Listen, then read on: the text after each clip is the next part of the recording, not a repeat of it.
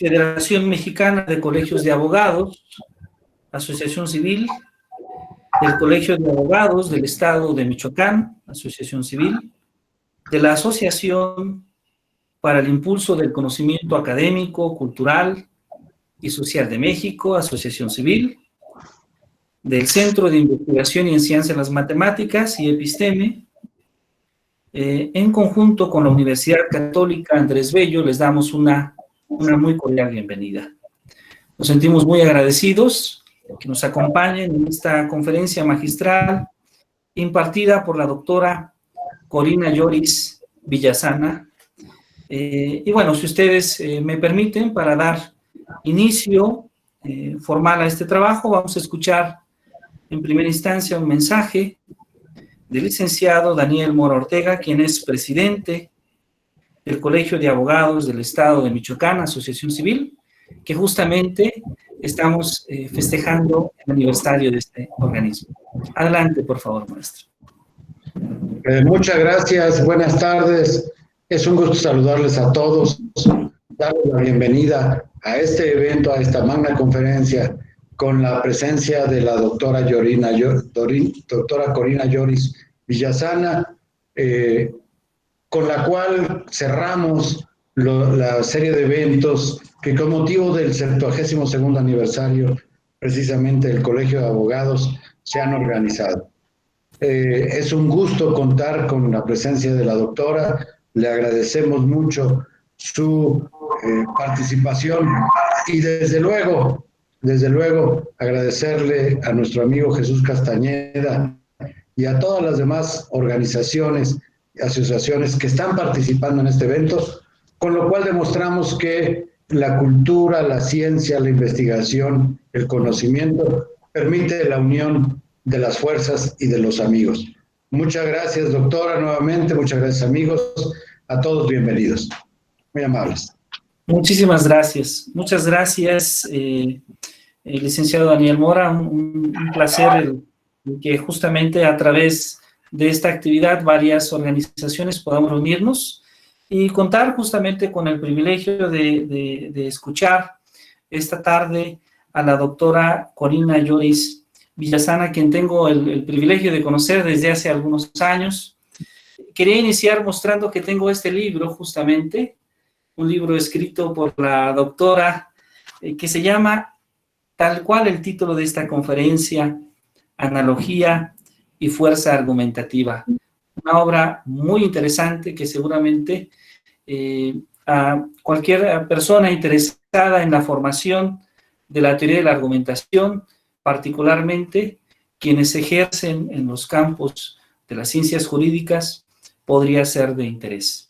Me permito entonces, si están de acuerdo, presentar justamente a la doctora Corina Lloris Villasana, quien es licenciada en letras, licenciada en filosofía, cuenta con estudios de maestría en literatura latinoamericana, maestría en lógica y filosofía de la ciencia, y es doctora en historia.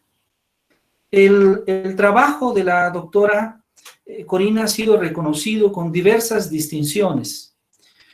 Por una parte, el reconocimiento como profesora distinguida otorgado por el Instituto de Estudios Superiores de esta gira, la Orden Universidad Católica Andrés Bello, como única clase, el reconocimiento por 30 años de servicio a la Universidad Católica Andrés Bello, el premio a la investigación filosófica Federico Riu, el reconocimiento por 25 años de servicio a la Universidad Católica Andrés Bello, el reconocimiento por publicaciones en la Universidad Católica Andrés Bello, la medalla de oro de la Universidad Católica Andrés Bello, el cum laude en filosofía. Y bueno, esta serie de distinciones también ha permitido que ostente diversos cargos en asociaciones del conocimiento a nivel nacional e internacional, como es el ser vocal de la Sociedad Interamericana de Filosofía, el miembro de la Academia Mexicana de Lógica, miembro de la International Ethnic Gilson Society, vicepresidenta para América del Sur de la Red Latinoamericana de la Red Iberoamericana de Filosofía. Es autora de más de 50 artículos publicados en revistas indexadas, autora de 6 libros y es profesora titular de la Universidad Católica Andrés Bello por 39 años. Ha participado en más de 52 eventos internacionales en diversos campos del conocimiento, como son la lógica, la filosofía de la lógica, la teoría de la argumentación, y también participa como columnista en el diario El Nacional. Pues, doctora Corina, muchas gracias por aceptar nuestra invitación, gracias por acompañarnos, y para nosotros es un placer contar con su presencia. Si usted nos permite, antes de iniciar, quisiéramos escuchar unas breves palabras justamente del maestro Alfredo Tapia, quien también nos acompaña, justamente a través de la Asociación para el Impulso del Conocimiento Académico, Cultural y Social de México, Asociación Civil. Maestro Alfredo, si es tan amable. Gracias Jesús, gracias al Colegio de Abogados del Estado de Michoacán, una felicitación muy sincera por sus años de trabajo y por actividad y profesionalismo. La verdad es que es un placer estar con ustedes y en especial a los que en este momento se están uniendo. Y digo directamente, también tengo el placer, Jesús, de conocer a la doctora Yoris Corina. Estuvo por ahí con nosotros en la Universidad Latina de América, si bien lo recuerda usted, doctora, que ahí tuvimos el agrado de contar con su presencia, con su conocimiento. Yo no me quiero extender, yo quisiera más bien ya escucharle y agradecerles atentamente la invitación, la disposición, estamos aquí para servirles. Bienvenida virtualmente al Estado de Michoacán, doctora, aquí estamos para servirle como siempre. Muchas gracias.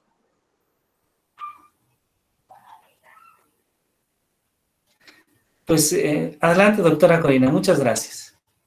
Gracias tanto a Jesús como a Daniel y a Alfredo por esta invitación y por este honor que me han concedido de dirigirme a ustedes en esta ocasión. Voy a ayudar a la conferencia. Preparé una presentación para que se nos haga más fácil el entendimiento de todo lo que quiero decir, porque los medios audiovisuales pues a veces nos ayudan y a veces no nos ayudan, a veces incluso pues se nos hace un poco lejano, y ya a pesar de los meses que llevamos en esta situación planetaria, yo creo que las redes nos han ayudado de una manera extraordinaria, pero también hay que ayudar a las redes, hay que hacer algo para que también nos sintamos más cercanos. Y la verdad que estoy muy complacida porque aquí veo varias caras conocidas. Por supuesto, Alfredo, en lo que lo vi, inmediatamente lo reconocí. Créame usted que sí. No me acordaba del nombre, pero sí de la cara. Yo en eso tengo mucha memoria visual. Y en cuanto a Daniel, él escribió en alguna parte, en alguna red, algo que se me quedó grabado el nombre. Y tengo algunos de mis alumnos que están en este momento presentes, Francisco, Miguel, Alicia, que son los que alcanzaba a ver, y me he emocionado de verdad viendo a Edgardo Olmedo Sotomayor, quien está unido al grupo. Yo tengo bastante tiempo, porque yo tengo un tiempo que no he podido ir a México por todas las razones que ya todos conocen. Entonces, sin más, voy a compartir la pantalla. Pero pues que lo que he ido aprendiendo durante esta pandemia me sirva hoy, porque a veces uno se ve enredado con la tecnología, ¿no? Porque ahora no me sale. Un segundo. Toda la pantalla.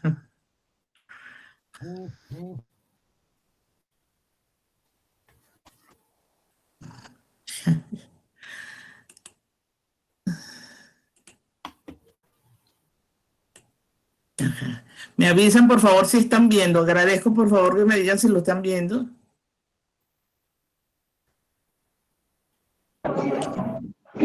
Aún no, doctora.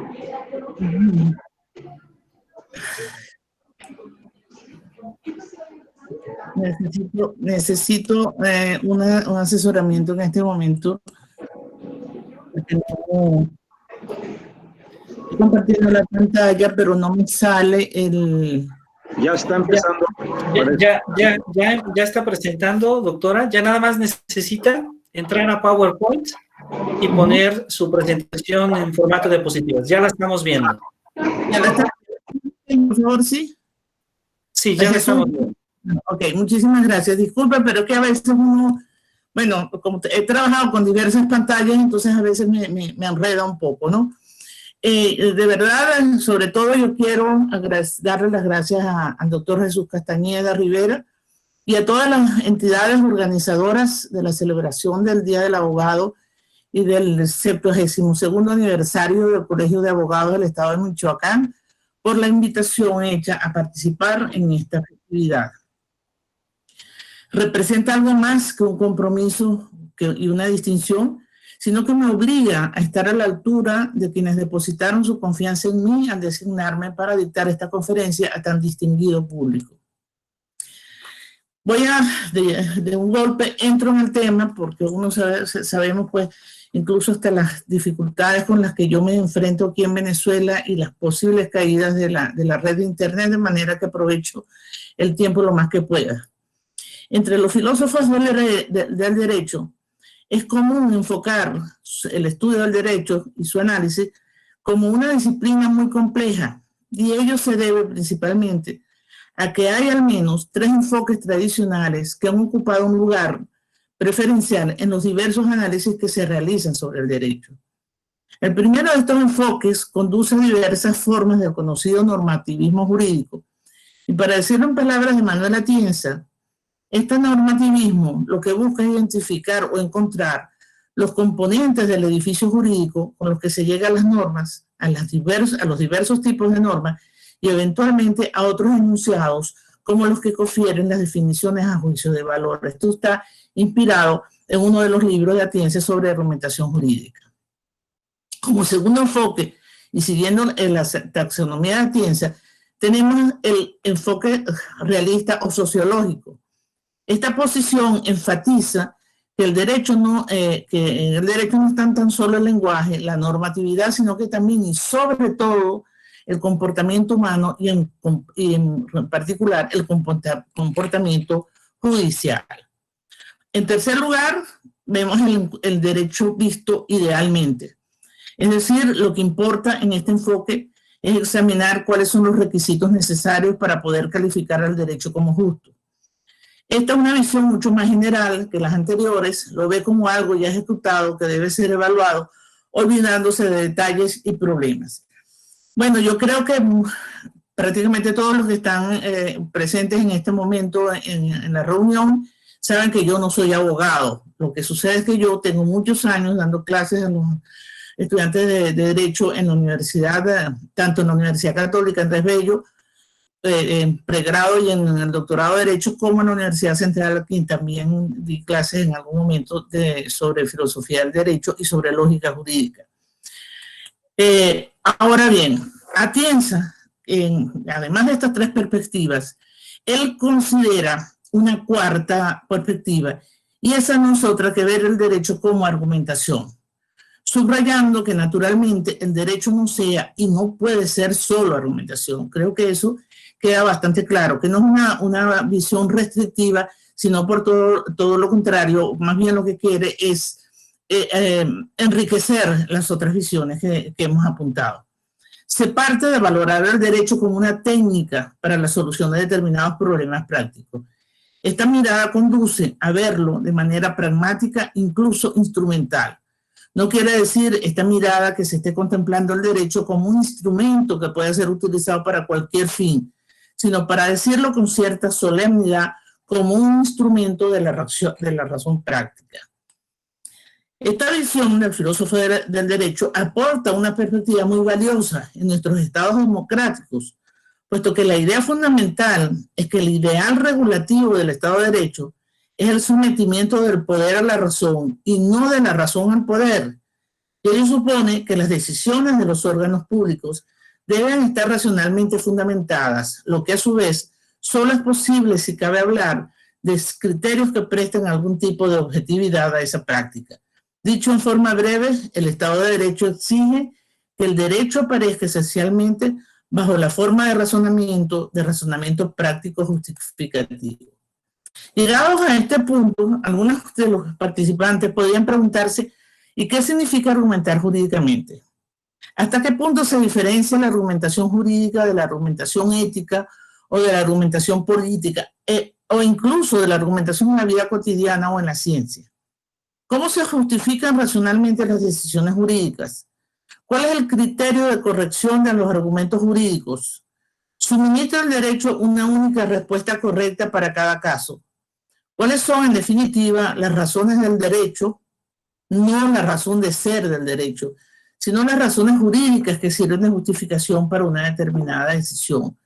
Entonces son preguntas que plantea Atienza, de alguna manera, yo las he parafraseado varias de ellas, las presenta tanto en un libro que tiene ya unos años de publicado, que son Las razones del derecho, pero él después fue incluso modificando muchas de las afirmaciones que hacía ahí en Las razones del derecho, y tiene un libro mucho más reciente que fue publicado en España que se llama La teoría de la argumentación jurídica.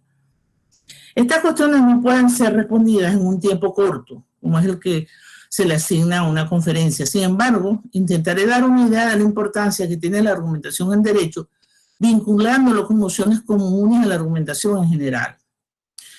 En algunas partes hemos repetido que nosotros argumentamos para alegar el porqué de nuestras creencias. Argumentamos para persuadir a alguien, para acusar o defender, para dar apoyo a una propuesta o para recusarla.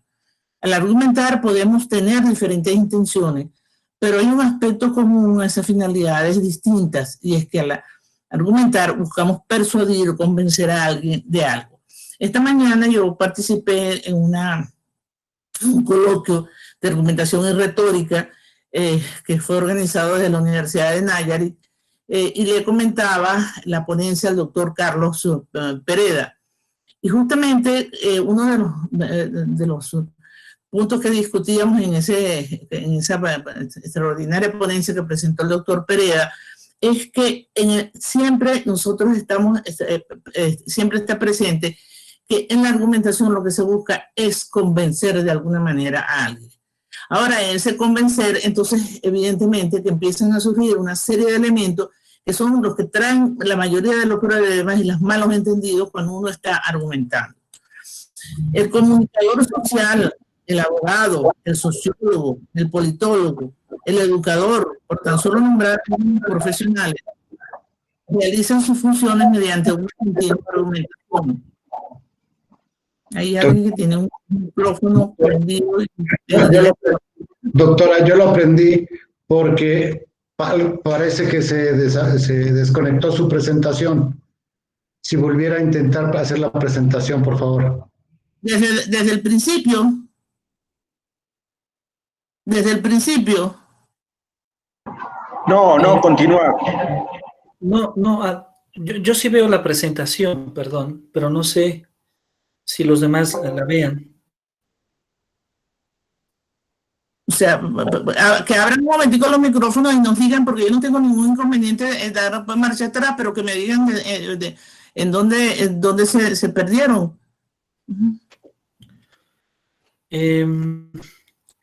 Maestro, perdón, licenciado Daniel, ¿hasta qué lámina usted pudo observar?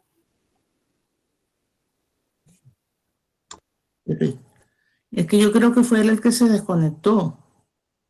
Déjame preguntarle a uno de mis alumnos por WhatsApp, un segundo. Yo sí puedo observar sus diapositivas, ¿no sé, maestro Alfredo? Sí, yo también las veo. Se ven ¿También pequeñas, usted? pero sí se ven. Sí se ven. Quisiera compartirles posiblemente que sea la situación, si me permiten. Hay dos participantes, Yoris Corina. Entonces, para poder ver la presentación hay que fijar no la persona que está hablando, sino la presentación. Es por eso que a veces no podemos observarla, porque no está como fija la persona, la presentación precisamente, o sea, sino que nos aparece la persona que está hablando. Creo que es por ahí el problema. Nada más serían buscar en participantes, donde dice Yoris Corina, no la persona que está hablando, sino la presentación, hay que ponerla fija y ya ahí aparece la presentación sin problema. ¿Quién habla en ese momento? ¿Quién está hablando? Soy Mónica Quesada. Mónica, y entonces tú eso se lo estás diciendo a los participantes. Yo no tengo que hacer nada, no quiero que se me caiga la presentación. Ajá, no, perfecto. es para los participantes. Ok, entonces déjame volver un momentico atrás. Yo no tengo ningún inconveniente. Yo no tengo ningún... Voy a empezar donde supuestamente Daniel se perdió, pero es que Daniel no nos dice en dónde ahí está bien, ahí está bien. No, como cuando estaba respondiendo a las preguntas. Ok, un segundo. Ajá. Aquí donde digo, estas cuestiones no pueden ser respondidas, allí. Okay. Ahí está bien. Gracias. Estas cuestiones no pueden ser respondidas en un tiempo corto, como es el que se asigna para una conferencia. Sin embargo, yo intentaré dar una idea de la importancia que tiene la argumentación en derecho, vinculándolo con nociones comunes a la argumentación en general.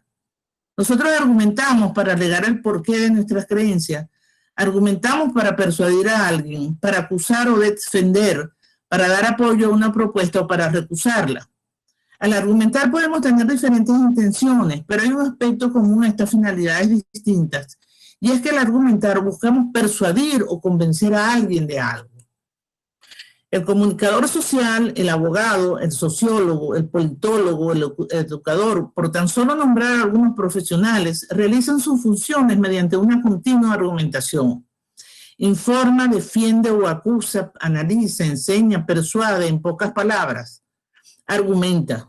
El éxito de su labor radica en el buen uso que haga de su argumentación. Sin embargo, mucho me temo que una mayoría abrumadora de estos profesionales nunca se ha acercado a lo que hoy se conoce como teoría de la argumentación. Yo esto lo he dicho en varias oportunidades, lo he repetido. La indiferencia que ha caracterizado a muchas disciplinas, entre ellas la propia filosofía y el derecho, con respecto a los estudios sobre la argumentación, resulta inexcusable, tomando en cuenta que para poder ejercer su propia reflexión necesitan de los argumentos. Si a esto le sumamos que dentro de la teoría de la argumentación se hace uso frecuente del concepto de fuerza argumentativa, resulta aún más apremiante reflexionar sobre esta noción y otras que también voy a tocar en esta presentación. El otro concepto esencial en el uso de la argumentación jurídica, sin perjuicio de otros también de capital importancia, es la noción de analogía. Por ello, tradicionalmente se ha entendido, por la analogía, tradicionalmente se ha entendido una relación de semejanza entre cosas distintas y en concreto aplicado su uso al ámbito del derecho como el método por el que una norma jurídica se extiende por identidad de razón a casos no comprendidos en ella. Para ustedes, pues esto es bastante cercano en la definición de analogía en el derecho. Yo voy a tratar de responder algunas preguntas como qué fuerza argumentativa tienen los argumentos analógicos, cómo se pueden evaluar tales argumentos. Y la tesis fundamental es que la fuerza de un argumento puede ser transferida total o parcialmente a otro argumento mediante el empleo de las analogías. Y ahí es donde está el problema. Porque cuando uno hace las analogías, la fuerza argumentativa, al ser transferida, pierde cierta cantidad de fuerza, por decirlo coloquialmente. En una argumentación analógica, se ofrece un argumento para mostrar que otro argumento es suficiente para establecer su conclusión, que es la analogía directa, o para mostrar que no lo es, que es la contraanalogía. Yo parto de la definición de analogía que ha dado mi profesor Ubeago Marró, quien me inició pues en todo el proceso del estudio de la analogía y que fue el que dirigió el trabajo que dio origen al libro de Analogía y Fuerza Argumentativa. Y él indica que por analogía se entiende un proceso de transferencia de información de un dominio fuente, llamado también análogo o foro, a otro que se llama término o tema, o la expresión lingüística de ese proceso.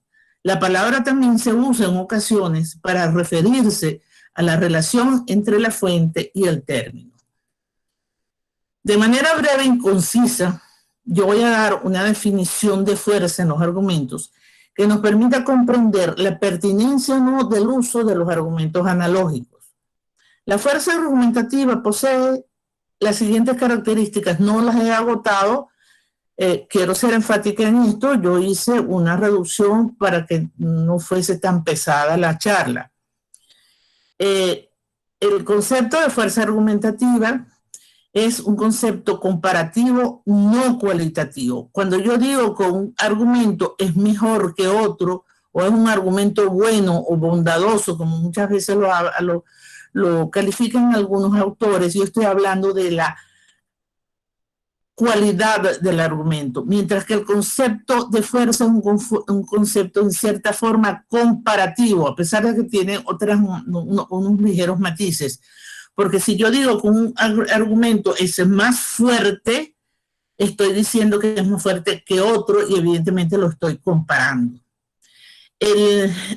Esta noción de fuerza argumentativa reúne las dimensiones lógicas y dialécticas de la argumentación y por otra parte es una noción pragmática y contextual de un buen argumento. Toma en cuenta la resistencia a las refutaciones y a la contraargumentación. Y yo quisiera ser muy enfática en el penúltimo punto, una noción pragmática y contextual de buen argumento, porque un argumento que resulta fuerte en una situación dada no tiene por qué ser igualmente fuerte si yo le cambio el contexto.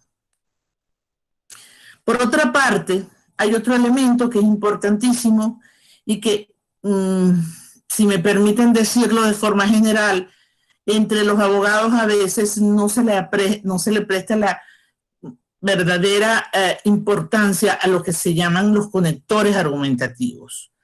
Porque el análisis de los conectores argumentativos desempeña un papel primordial. En tanto son ellos los que permiten dar alguna precisión a la noción de fuerza argumentativa. Un conector argumentativo no es otra cosa que un morfema, es decir, una conjunción, un adverbio, una locución adverbial, un grupo preposicional, etcétera, que articula dos o más enunciados en una estrategia argumentativa única. Ahora no me pasa la... Bueno.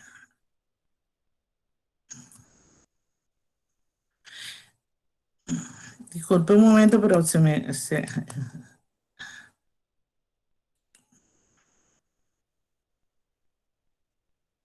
Okay. Vamos a pasar a la siguiente, ¿no? La siguiente diapositiva. Los conectores definidos por José Portolés, que tiene un librito extraordinario sobre los conectores argumentativos. Él nos dice que son unos marcadores discursivos que vinculan semántica y pragmáticamente un miembro del discurso con otro anterior. Ahora les voy a poner un ejemplo. A veces el primer miembro puede ser situacional o contextual o implícito.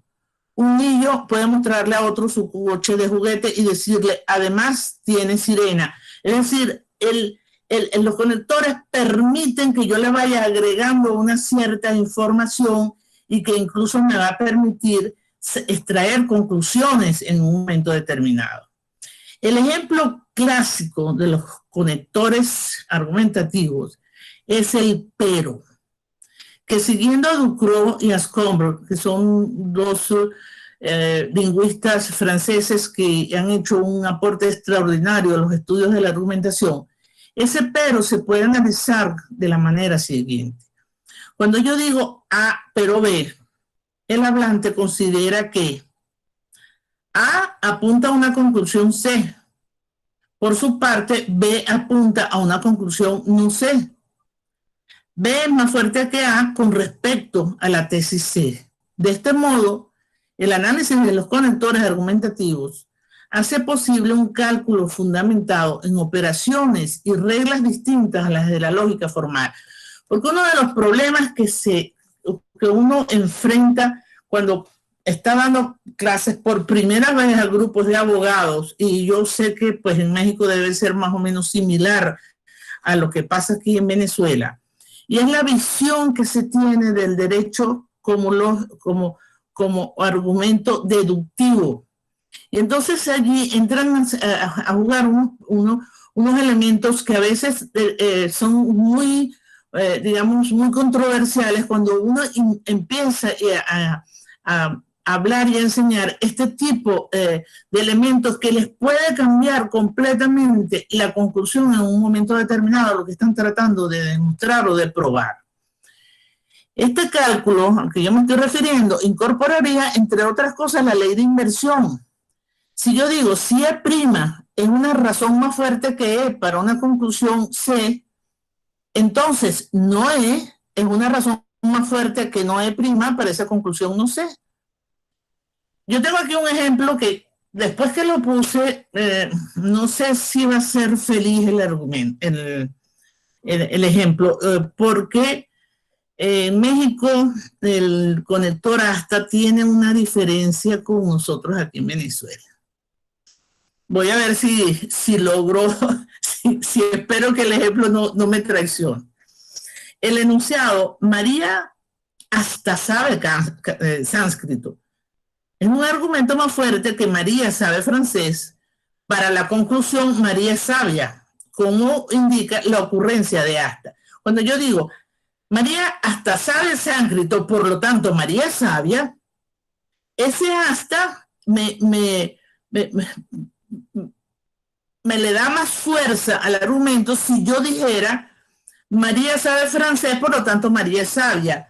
Evidentemente, el hasta allí me está indicando que hay un elemento que le da más fuerza a lo que yo estoy diciendo para sostener que María es sabia.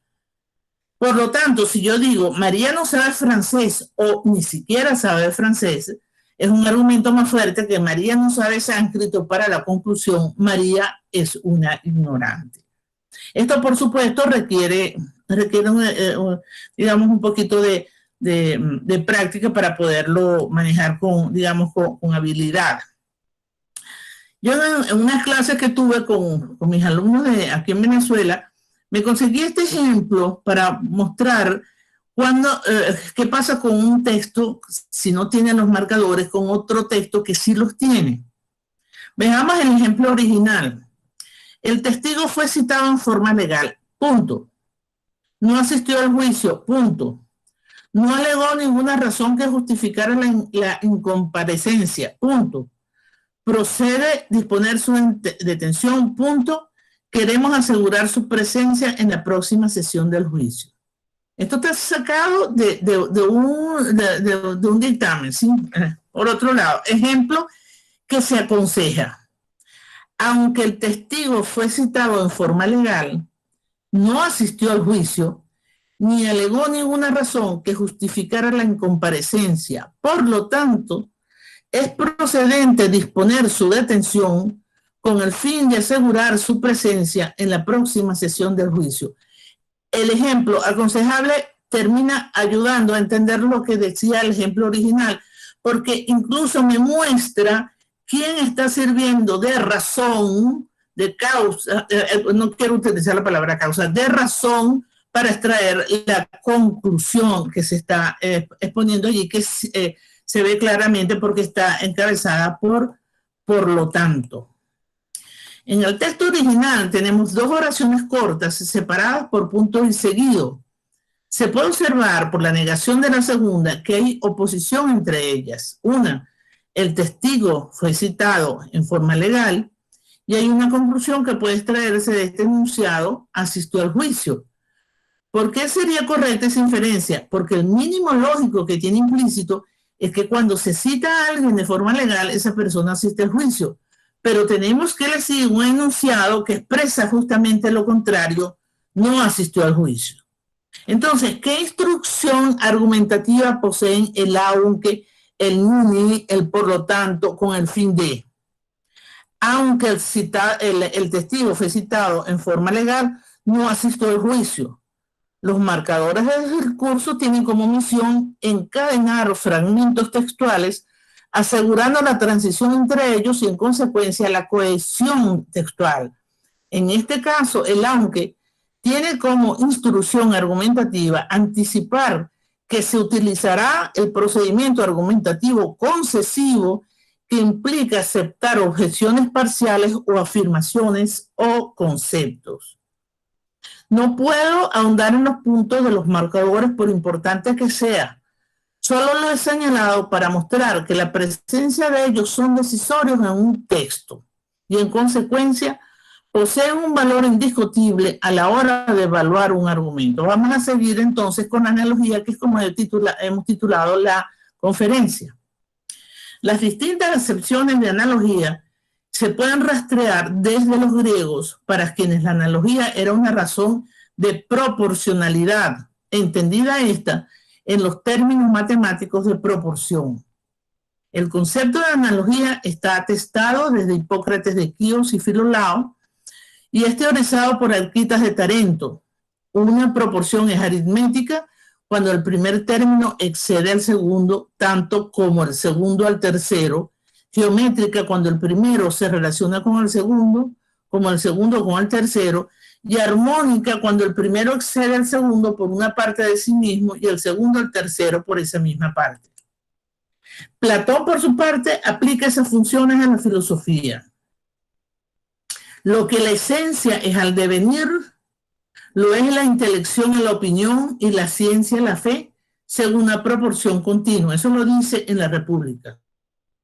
Aristóteles da a la analogía un alcance metódico, extramatemático, para toda realidad mensurable.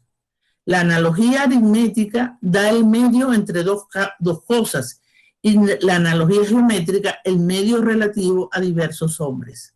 El uso de la analogía se extenderá a los escolásticos, convirtiéndose en la clave de la metafísica, y en la Edad Moderna ocupa un lugar menor del ocupado en los tiempos de la escolástica. Uno de los grandes estudiosos del tema fue John Stuart Mill, quien entiende por analogía una clase de argumento que se supone ser de naturaleza inductiva, pero no equivale a una inducción completa. La investigación de Bolchenski, por su parte, constituye una contribución muy importante al estudio de la analogía desde la perspectiva atomista, aunque en su trabajo usa los recursos de la lógica moderna. En la lógica y ontología hace una ligera referencia a los estudios de los tomistas, quienes consideran que, cito, que el ser era análogo, un término sistemáticamente ambiguo. Importante también es su estudio sobre la analogía desde una perspectiva semántica desarrollada en uno de sus artículos titulados Sobre la analogía. En México hay uno de los grandes estudiosos de la analogía que incluso pues tiene una teoría propia que pues, le ha dado la vuelta al mundo, que es Mauricio Bechó. Yo creo que muchos de ustedes saben quién es Mauricio. Él es un excelente estudioso del tema y reseña en algunos de sus trabajos los intentos de Bolchenski por formalizar la analogía, intentos que Peña considera que son fallidos. Bechó tiene una obra titulada Hermenéutica Analógica, donde estudia el uso de la distinción propio de la analogía para evitar el equívoco. Su conocimiento de la filosofía escolástica y, por supuesto, de la analogía, hacen de él un autor que no se podría dejar de lado en un estudio histórico más detallado de la analogía. Yo no puedo comentar sus trabajos en este momento por creer que esto puede alejarnos del propósito inicial de esta charla. Pero les puedo decir, yo he trabajado en varias oportunidades lo de la hermenéutica analógica de Mauricio Bechó, y creo que en algún momento sería muy interesante invitarlo, porque los abogados usan la analogía en algunos casos, en otros, no sé en México, pero sé que en algunos lugares está prohibido el uso en el derecho penal. Y yo quisiera pues que estas referencias a la analogía también podrían ser, digamos, alimentadas por una persona que tiene tanto conocimiento sobre este tema, que es Mauricio Bechó, quien ciertamente le tengo un profundo aprecio. Distintas acepciones de analogía. Por su parte, los aportes al estudio de los argumentos analógicos de Perelman y Lucy Olbrecht Teca son ineludibles a la hora de encarar su análisis. El esquema que ellos han planteado es A es a B como C es a D, y lo encontré muy claramente materializado en el inicio del prefacio de la fábula de las abejas de Bernard Manderville, que dice: las leyes y los gobiernos son a las corporaciones políticas de los civiles lo que a los cuerpos naturales de las criaturas animadas son el espíritu vital y la vida misma. En el caso de Marco Tulio Cicerón, también nosotros podemos ver cómo se asimila una analogía empleada por él en Lelio sobre la amistad, que dice: distinguir el amigo adulador del verdadero es tan posible si se pone empeño como distinguir cualquier cosa disfrazada y falsa de otra genuina. Son unas comparaciones extraordinarias.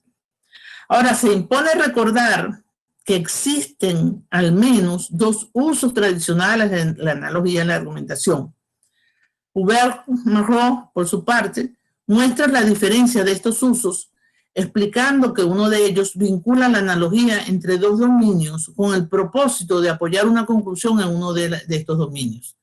La segunda de estas aplicaciones relaciona dos dominios considerando los análogos, y la analogía se presenta no como sustento de un razonamiento, sino como conclusión de este.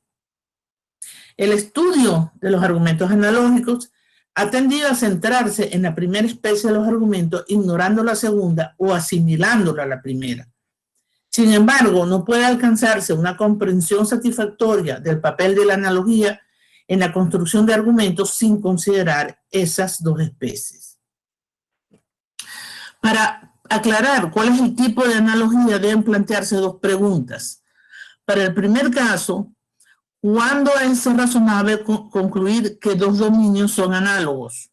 Y en el segundo, ¿qué puede inferirse fundamentadamente del hecho de que dos dominios son análogos? De esta manera, se aborda la clarificación de las analogías en analogías de proporcionalidad y de analogías fundadas en la semejanza, llamadas analogías de atribución. ¿Qué se entiende por la analogía de atribución?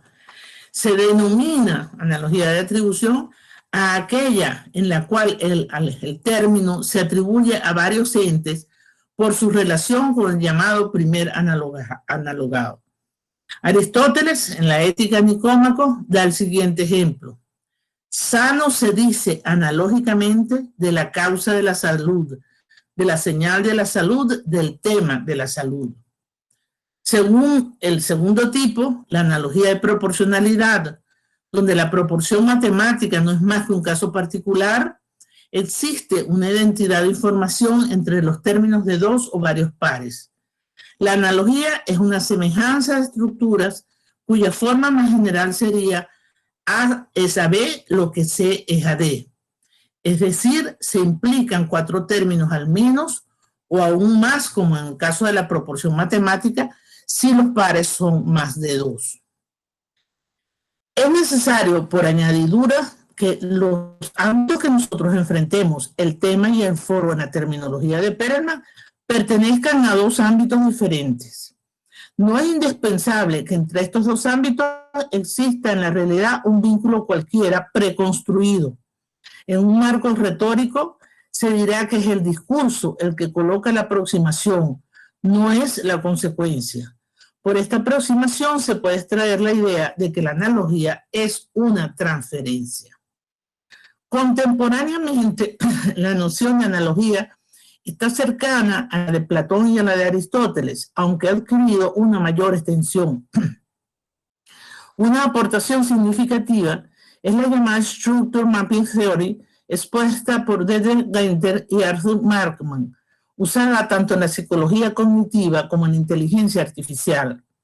De acuerdo a estos autores, la analogía es un medio para acordar que dos situaciones comparten estructuras relacionales a pesar de las diferencias existentes entre los objetos y atributos que componen las situaciones. El proceso de comparación que rige las analogías es estudiado detenidamente por el modelo teórico desarrollado por Genter y Markman. La analogía es un recurso para convenir que dos situaciones comparten estructuras relacionales a pesar de las diferencias existentes entre los objetos y atributos que componen las situaciones. Es decir, Hendner y Markman explican la analogía como un isomorfismo, concepto tomado de las matemáticas y que, definido en breves palabras, es la correspondencia biunívoca que presenta la relación de orden entre dos conjuntos ordenados. Se dice, y aquí Jesús Castañeda nos puede corregir, es un isomorfismo de A en B, es decir, establece una relación biunívoca entre los elementos preservados, la relación de orden. En este sentido, al equiparar ese isomorfismo con analogía, se dejan de lado aspectos del concepto matemático que parecerían estar presentes en la analogía. La característica esencial del isomorfismo entre dos estructuras es la preservación de las relaciones y la indistinción entre ellas.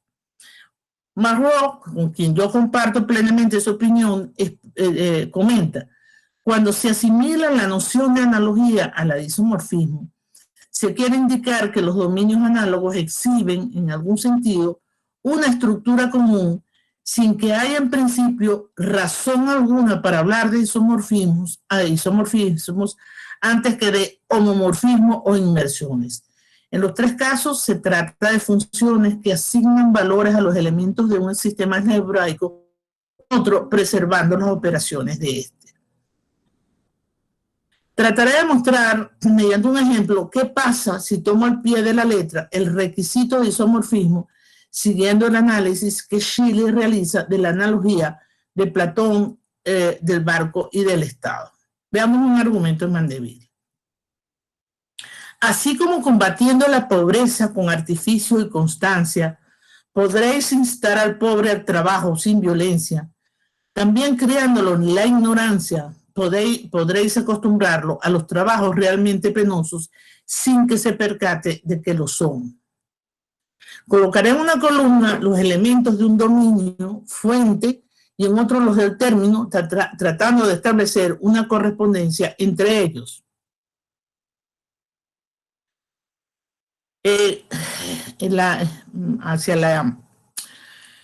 Tenemos la columna de la fuente y la columna del término, que nosotros nos va a mostrar las relaciones que se están estableciendo.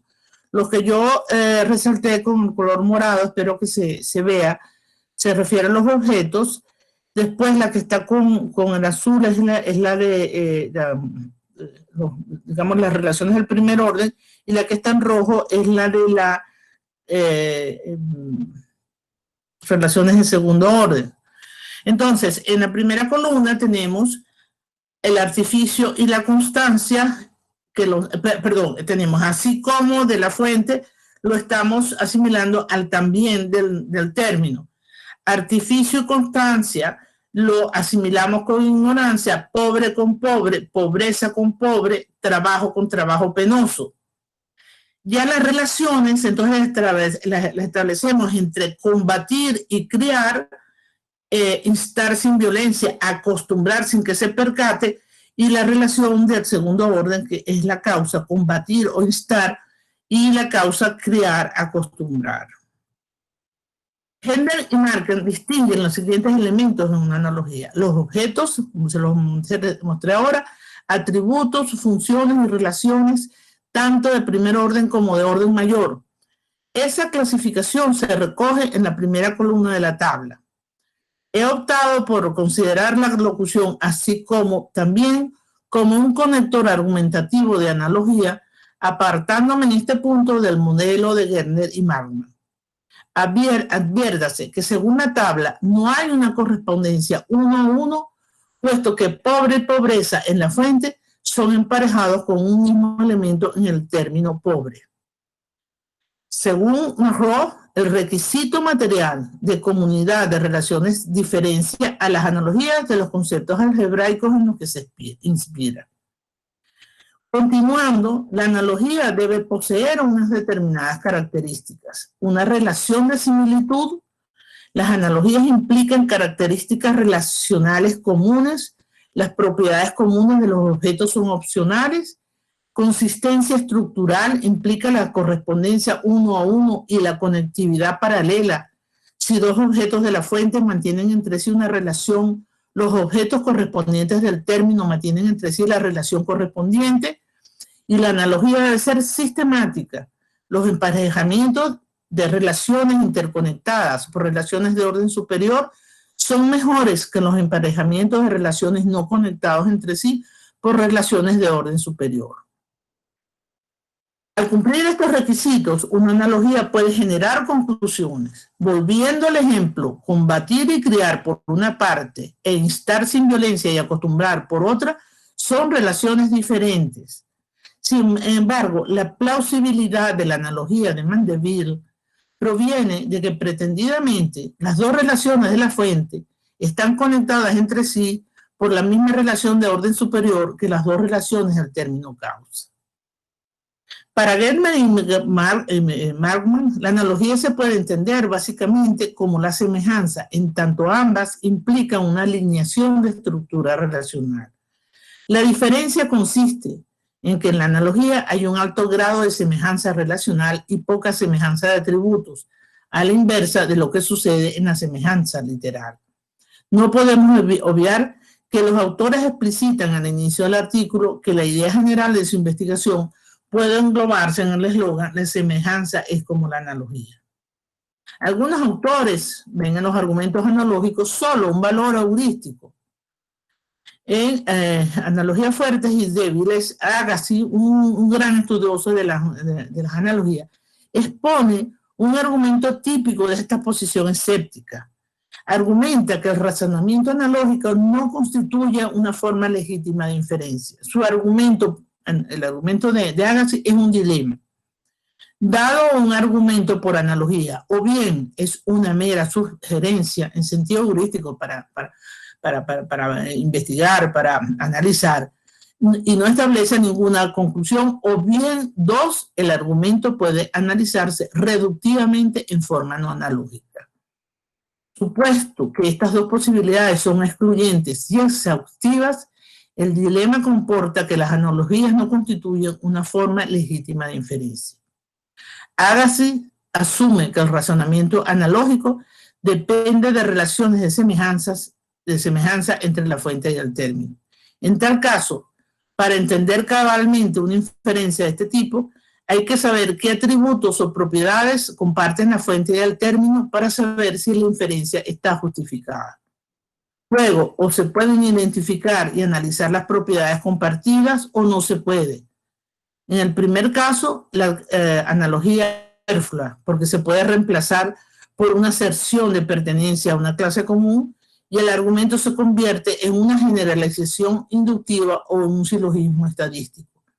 En el segundo caso, si la identificación no es posible, no puede decirse que entendamos la inferencia propuesta y no puede evaluarse una inferencia que no se entiende. Aunque la vaga comprensión que proporciona la analogía puede sugerir ideas nuevas, no puede sustentar ninguna conclusión con respecto al término. Cualquier explicación de la fuerza de los argumentos por analogía debe responder al reto de argumentos escépticos como el de Agassi. Nosotros no podemos olvidar nunca este problema que presenta Agassi con respecto a la transferencia de la fuerza argumentativa. Al tomar en consideración argumentos no deductivos, la noción de validez resulta inadecuada. Los argumentos deductivos se dividen de forma mutuamente excluyente y exhaustiva en válidos e inválidos. Esa pretensión de validez absoluta resulta excesiva en el caso de los argumentos abductivos e inductivos, donde lo pretendido es que las premisas otorguen mayor o menor plausibilidad a la conclusión. Naturalmente, igual sucede con los argumentos por analogía. Se pasa así del concepto cualitativo de validez al que yo me refería al principio al concepto comparativo de fuerza argumentativa. Una diferencia ulterior es que si la validez de un argumento es una característica intrínseca de ese argumento que depende de la forma del argumento, la fuerza del argumento depende de su comparación con otros argumentos concurrentes. La pretensión que está detrás de un argumento por analogía es que no puede tenerse por bueno o por malo el argumento origen sin tener también por bueno o por malo el argumento término.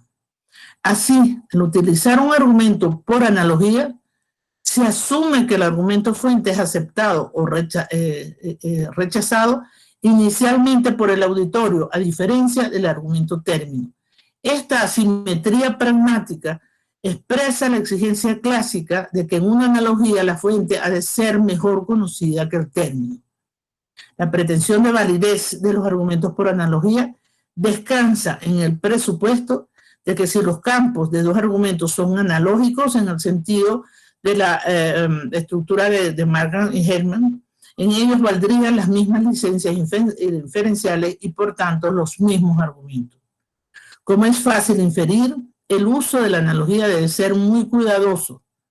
La noción de semejanza, que en definitiva está en el centro del argumento jurídico por analogía, es una relación simétrica y reflexiva, pero no es transitiva. De allí que no puede tomarse como una relación de equivalencia. Al emplear una argumentación por semejanza y dicho argumento es usado de manera incorrecta, se ocasiona el vicio de la falsa analogía.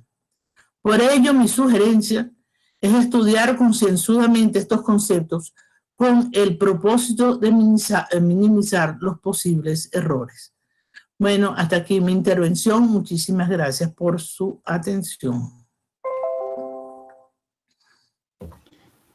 Dejo de presentar.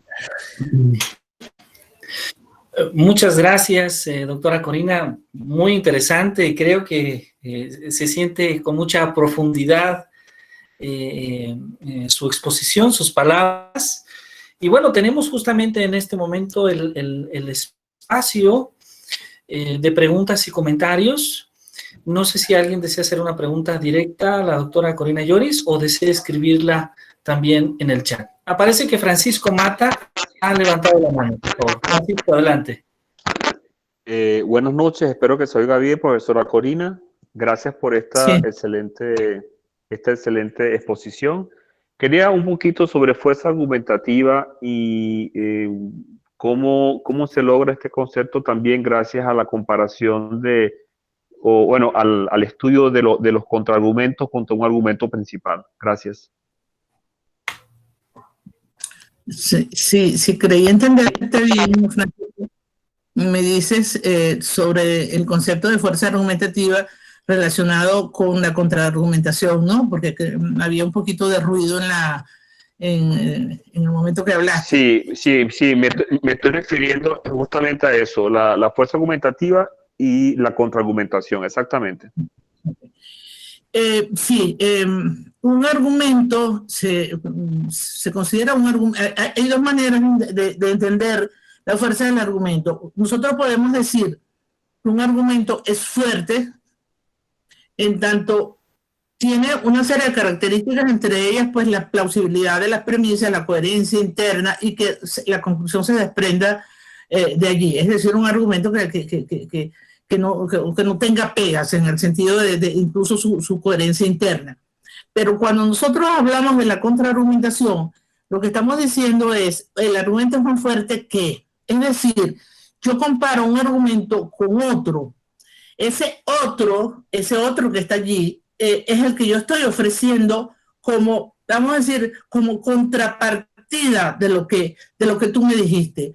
Me das un argumento que yo considero que no es lo suficientemente fuerte y yo te lo contrapongo. Y entonces eso allí ocasiona que yo pueda rechazar las premisas en las que se está sustentando el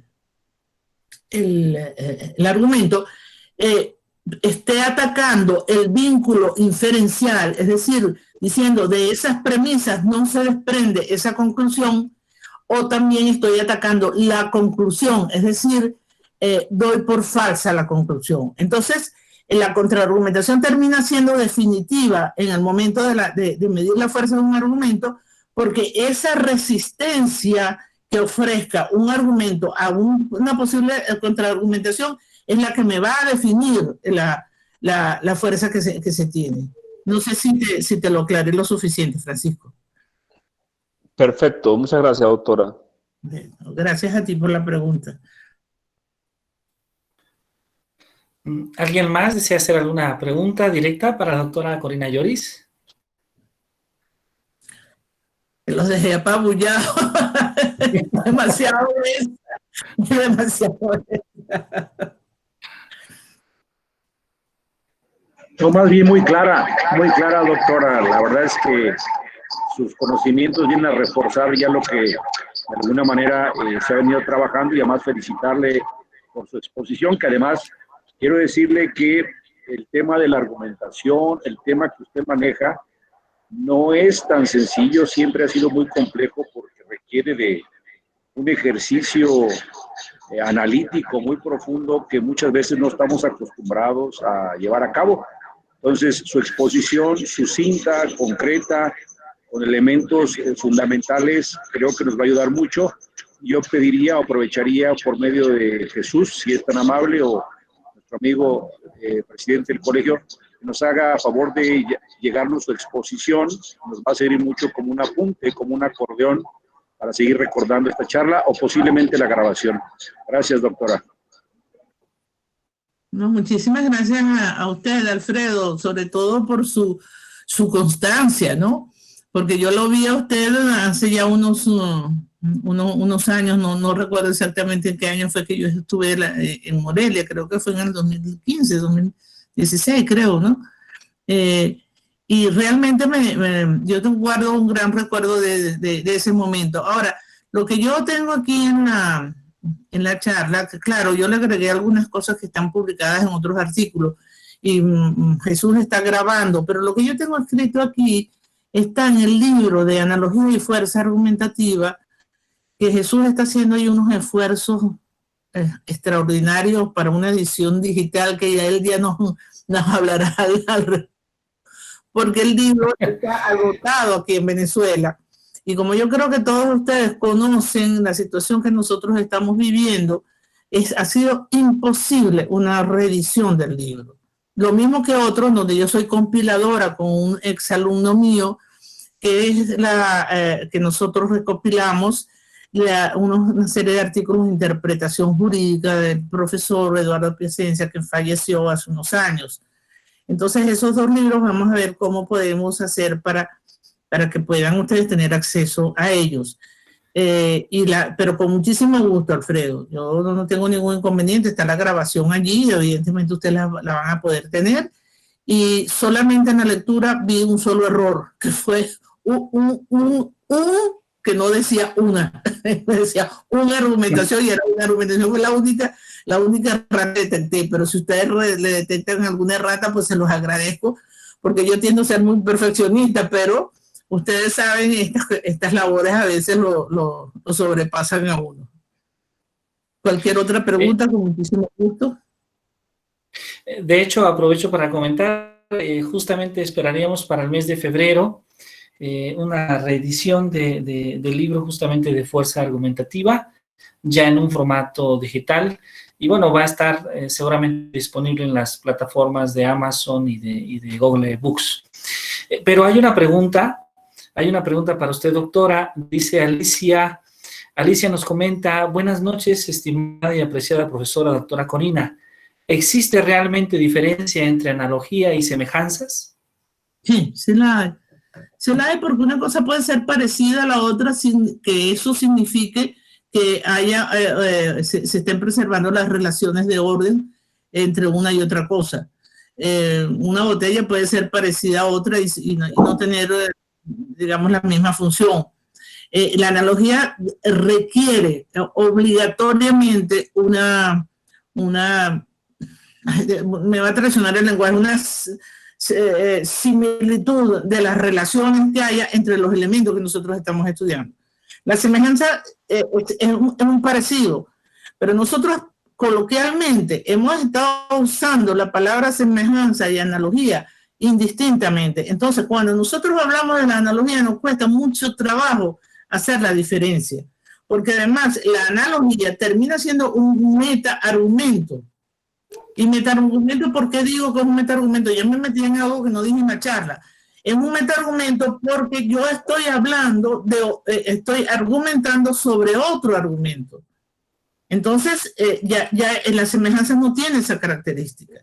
Semejanza me establece un parecido, pero no el argumento sobre el argumento del que yo estoy haciendo esa analogía. Alicia, no sé si te aclaré o te enredé. Pero Alicia, ¿cómo le pasó un micrófono? Porque es más, no la veo. Bueno, muchas gracias, doctora. El maestro Edgardo Olmedo Sotomayor dice que también tiene una pregunta. Maestro Edgardo, adelante, por favor. Buenas noches a todos. Un gusto saludarla, doctora. Esperamos que por aquí venga pronto a visitarnos también. El comentario, más que nada, es para felicitarla, pero también me gustaría hacer mención del uso de los argumentos por analogía o de las analogías en el campo de la ciencia también como un recurso que te permite, por un lado, aclarar, explicar, diría George Polya, y por otro lado también te permite descubrir relaciones posibles entre elementos que aparentemente no tendrían que ver. Pero ahí va un elemento que a lo mejor usted me podría ayudar a aclarar. Pareciera que la analogía es ampliamente contextual. En ese sentido, podríamos decir que un buen argumento por analogía no solamente tendría que ser, digamos, válido, sino también tendría que ser claro, en el sentido de que si no se aprecia muy claramente por qué el concepto es análogo, por qué los conceptos son análogos o por qué el razonamiento es análogo, pues entonces tal vez tendríamos que pensar en otra analogía para aclarar, para dar luz a ese punto. Es decir, yo estoy pensando en la analogía como un instrumento explicativo de una realidad, o como diría Norbert Wiener, que dice que la analogía te ayuda a explicar una realidad, pero no a probar algo en ciencia. Un saludo, doctora, y me gustaría que me ayudara en esto. Muchísimas gracias, Edgardo. Para mí ha sido un placer oírte. Además que te recuerdo con mucho aprecio, mucho cariño, incluso la compañía que más de una vez me ofreciste estando allá en Morelia, por supuesto. Te tengo muy presente y de la época de nuestro querido José Alfredo Amor, que siempre quedará pues en el recuerdo y en el cariño de todos nosotros, que fue con el que yo inicié mis idas con él y con Ariel, con mis idas a México, ¿no? Edgardo, ciertamente la analogía también, bueno, yo no, ese punto no lo toqué, tiene un carácter, vamos a decir, explicativo, si me permiten abusar del término. Incluso cuando uno está enseñándole algo a un niño, que el niño no entiende bien la explicación, uno recurre intuitivamente a la analogía y le ofrece algo que para él sí es conocido y que él se dé cuenta de las relaciones que existen entre los elementos de los que está hablando. Y esa relación entre los elementos le permite a ese niño comprender el otro argumento que no estaba entendiendo. Por eso es que es tan importante que cuando uno busque la analogía, sea una analogía conocida, clara, y no solamente que comparta los elementos de validez o de fuerza, Edgardo, sino yo creo que en eso tú has sido muy preciso, que sea clara, porque si tú usas una analogía que lo que haga es oscurecerte el argumento con el que tú estabas tratando, al que tú estabas tratando de explicar, entonces no te está sirviendo la analogía. Yo en el libro tengo algunos otro ejemplo que yo lo saqué de un discurso de incorporación a una academia de ciencias políticas aquí en el país, era rector de mi universidad en ese momento, y yo me divierto mucho porque esa analogía muchas personas pues la vieron con mucha claridad y sin embargo yo se la critiqué y él se divertía mucho por la crítica que yo le hice, porque si bien era muy clara, el problema que tenía era que las relaciones de orden entre la fuente y el término no se mantenían.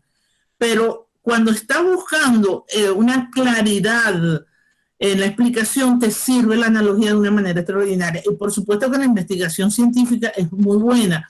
Y tú estás apuntando allí en que te ayuda a clarificar, pero que a veces no te permite sacar las conclusiones. Y entonces eso es a lo que yo estoy apuntando en los problemas que tiene la analogía en el derecho. Y es que tú no puedes, en esa analogía, digamos, fiarte al 100% de la transmisión de la fuerza de un argumento a otro, porque tú estás comparando de alguna manera, y al hacer esa comparación, esa transferencia va perdiendo cierta cualidad. Claro, el tema es muy, muy denso, que, bueno, requiere, pues, digamos, no solamente más tiempo, sino más lectura, ¿no? Pero no me ayudar, Gardo, sino con mucho gusto cuando vayamos a Morelia nos sentamos en algún sitio ahí en los portales y nos ponemos a hablar al respecto. Yo guardo de Morelia un recuerdo muy grato. Yo fui varias veces, de manera que es uno de los lugares preferidos míos de México. Claro que sí, doctora. Aquí la esperamos, claro que sí, cuando usted guste. Y podemos platicar bastante sobre estos temas de analogía y ciencia. Cómo no, con muchísimo gusto, muchísimo gusto. Gracias. Muchas gracias, maestro Edgardo, doctora Corina. Yo tengo una pregunta. ¿Dónde podemos usar la fuerza argumentativa? Es decir, quiero imaginarme un contexto justamente en el poder legislativo, ¿no? Donde para atender un determinado tema de interés social, un partido político propone un argumento, otro partido político tal vez propone un argumento distinto o tal vez inclusive contrario al primero. ¿Qué papel juega ahí justamente la fuerza argumentativa de los argumentos que proponen cada una de las dos partes?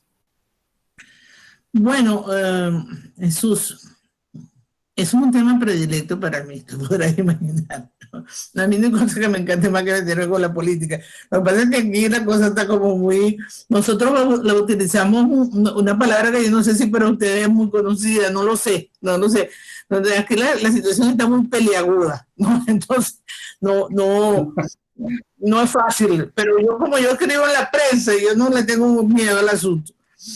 En el discurso público, yo tengo una intervención al respecto, que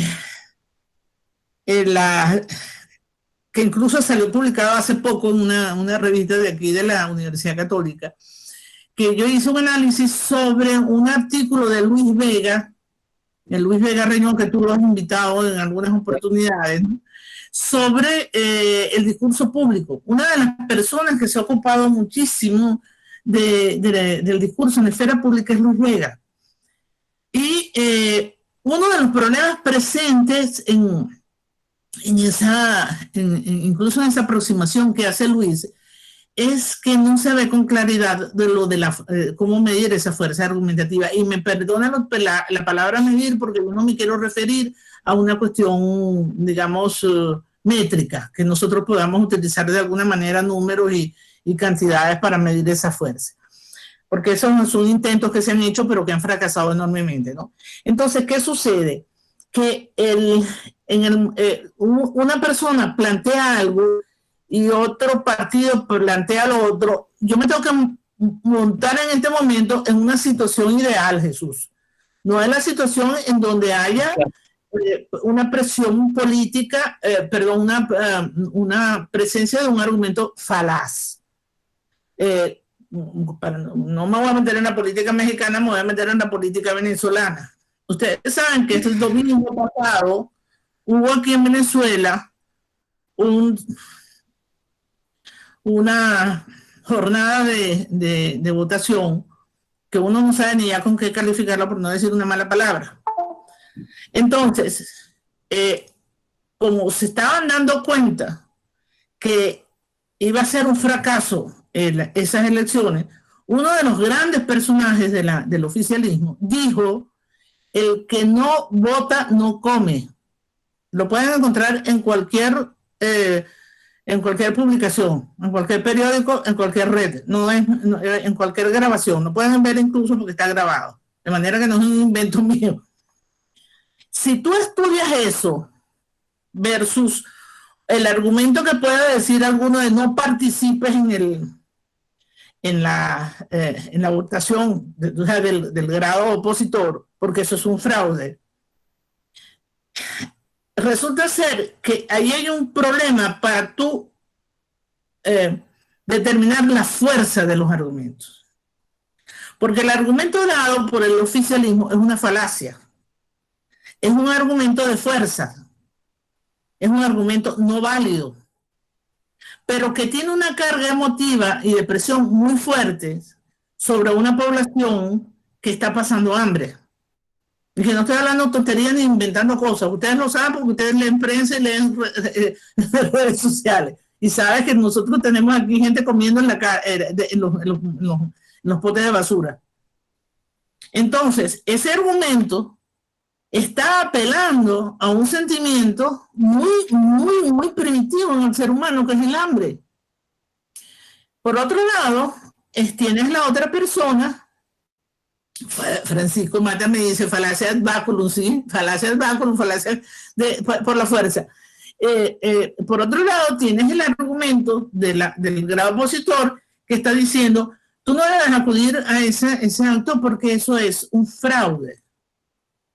Entonces, ¿cuál de los dos puede ser más fuerte? Si tú lo aceptas el otro, a pesar de lo falaz que es, tú podrías decir que ese obtuvo más fuerza. Sin embargo, verte a los resultados empíricos y encuentra que no alcanzaron ni el 17% del padrón electoral en las votaciones. Luego el argumento no tuvo fuerza, no tuvo la carga, la fuerza, la carga emotiva que tenía, no caló en el público. Porque uno de los aspectos de la teoría de la argumentación es que nosotros tenemos tradicionalmente las perspectivas lógicas, la perspectiva retórica y la perspectiva dialéctica, sin contar con las otras, la lingüística y digamos la de la esfera pública, que es la que estábamos estudiando.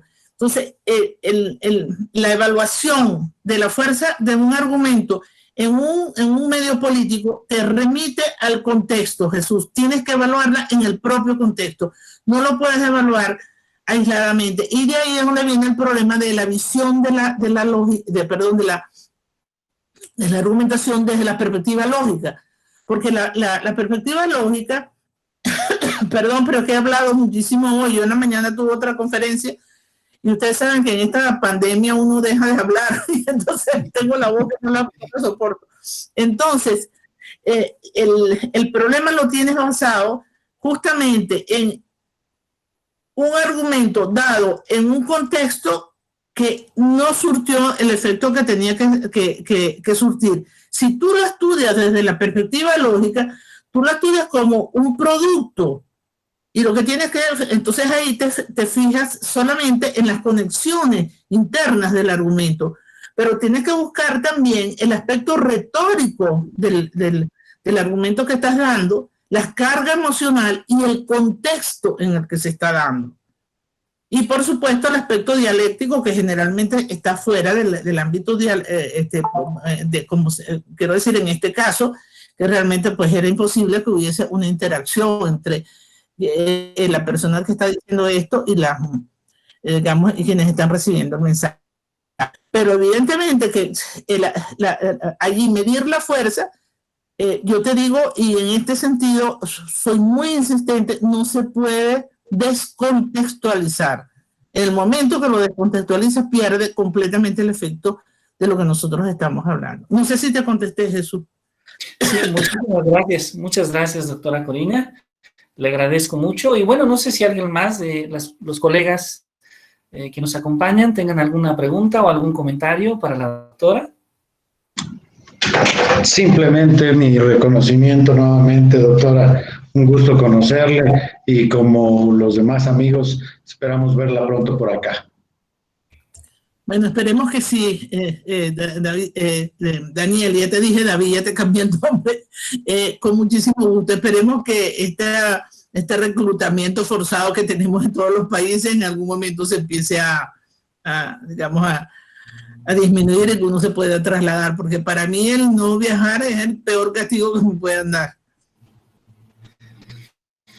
Pues muchísimas gracias. Si no hay más comentarios o preguntas, desde luego agradecemos a la doctora Corina Lloris por habernos acompañado en esta conferencia y desde luego aprovechamos este espacio para felicitar por su aniversario al Colegio de Abogados del Estado de Michoacán.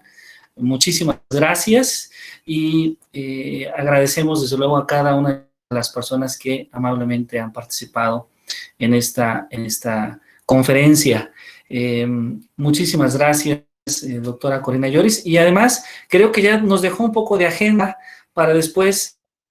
Tendremos que invitar a Uber Marrow, a Manuel Atienza, Luis Vega Reñón y a Mauricio Beuchot. Yo creo que para el siguiente año sería una excelente propuesta y desde luego esperamos volver a contar con su presencia. Por supuesto, Jesús, y gracias a todos ustedes, organizadores y sobre todo pues este público tan extraordinario que ha estado allí, varios de mis alumnos que han sido pero tan consecuentes conmigo que han tenido la paciencia de volverme a oír sobre el tema. Muchísimas gracias. Pues muchísimas gracias y bueno, a nombre justamente de AINCO y el Colegio de Abogados del Estado de Michoacán, el Centro de Investigación y Ciencia de las Matemáticas y Episteme, agradecemos su participación. Que tengan una muy buena noche. No sé si el maestro desea hacer algún comentario. No se oye. Perdón, no sé si el maestro Daniel Mora desea hacer algún último comentario de cierre. Nada más agradecer. Buenas noches a todos. Buenas noches. Buenas noches. Muchísimas gracias y muy buena noche. Que descansen. Buenas noches. Buenas noches, gracias. Buenas noches, hasta luego.